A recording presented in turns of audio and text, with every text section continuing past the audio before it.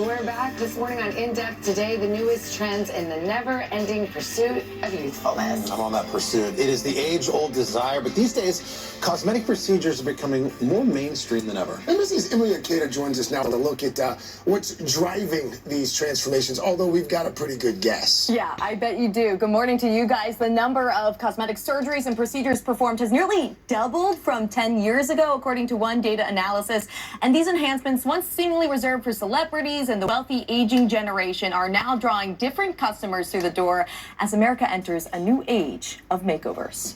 It's the new face of America. They'll reveal who they are. I'm literally so obsessed. With the fountain of youth served up in a cocktail of cosmetic procedures. Hair transplant, full face facial fat transfer, rhinoplasty. Of course, there are the stars on screen. We're back and we're refreshed. But now younger generations are trying to keep up with the Kardashians. Dr. Emilie says he's seen demand spike for deep plane facelifts. How has your demographic of patients changed in recent years? I would say in 2019, most of my patients were above the age of 55. And demand spike for deep plane facelifts. How has your demographic of patients changed in recent years? I would say in 2019, most of my patients were above the age of 55. And now I would say the majority of my patients are between the ages of 45 and 55. Among them, 45-year-old Chloe Hall, who spent more than $75,000 to go from this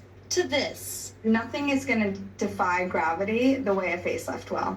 According to the American Society of Plastic Surgeons, about 80,000 people opted for a facelift in the U.S. last year. Another 1.5 million plus got lip filler, and nearly 10 million received wrinkle-relaxing injections like Botox, driven in part, doctors say, by more patients in their 20s and 30s. That demand fueling the explosion of med spas nationwide, jumping six-fold over the past 15 years. What we're seeing right now is something that I call aesthetic inflation. And this is the normalization of injectables, of surgery, of extreme skincare routines. So it traps women in particular in this sort of cycle of cosmetic enhancement that they can't easily exit. Beauty reporter Jessica DeFino says as the world becomes more virtual, it's also becoming more visual. One study finding that time spent on social media significantly contributes to desire to undergo a cosmetic procedure. Another factor, the surge in weight loss drugs, and many patients looking to tighten or revise a thinner face. So it's just loose skin. And it's not just women getting work done. Dr. Babak Azizadeh says the number of men he sees has tripled as advancements have allowed for more subtle changes and faster recoveries. The wives are coming in, they're having surgery, and then all of a sudden I'm seeing the husbands on my consult list. And now all over social media, patients are sharing their experiences with mixed reviews. I ruined my lips with lip filler. My eyelids and my eyebrows look so symmetrical. I could cry. As this cosmetic boom shows no sign of fading.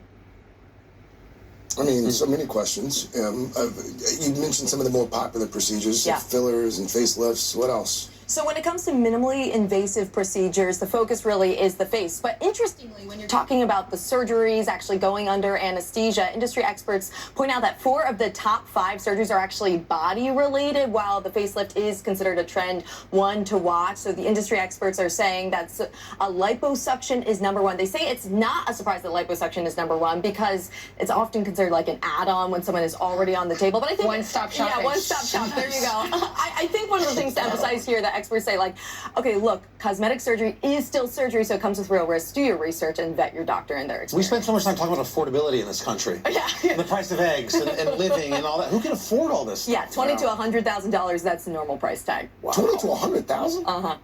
To say nothing of missing work and all the rest of it. Right. Because these are like major surgeries with big recoveries. Yeah, Yeah, absolutely. thanks for the answer. Thanks, guys. I'll tell you who has some natural beauty about him. It does. That was about as tortured a turn. You like that? You like that? But we all knew we was Very talking well about Natural beauty. No work done there.